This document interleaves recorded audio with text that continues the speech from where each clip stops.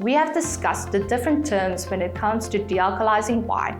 Now, once a winemaker decides to dealcoholize, the next question is how? There are three main technologies used around the world today. Each one takes a different path and each one leaves a different fingerprint on the wine. The first is membrane filtration, also known as reverse osmosis or nanofiltration. Membrane system pushes wine at a high pressure through a fine filter. Water and alcohol passes through. The color, tannin and body stays behind.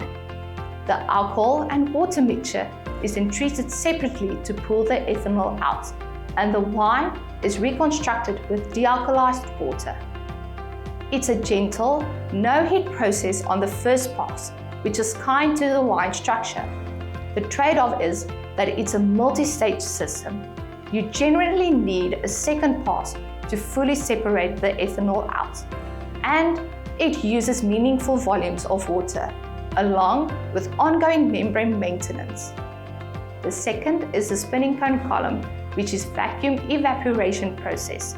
This runs wine through a column of rotating and stationary cones under vacuum into passes. A first pass is to capture the delicate aromatics, and a second de-alc pass to strip out the alcohol.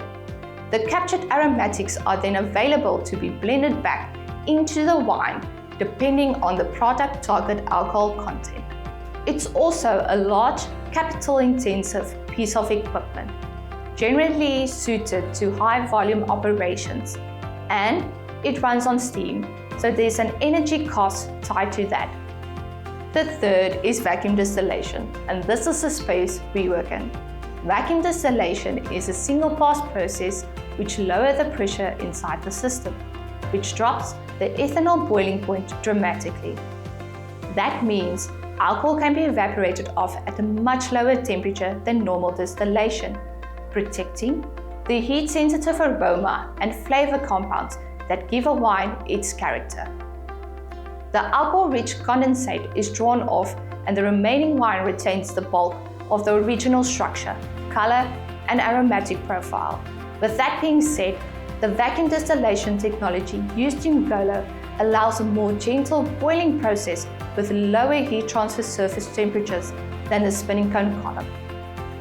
With GoLo specifically, what we focus on is refining the vacuum distillation process to hold onto the esters, the aromatics that give a wine its fruit and floral character. Independent research comparing GoLo against spinning cone technology has actually found that GoLo wines are coming out ahead on ester retention and on fruity floral sensory scores. That's the kind of results we built the system around.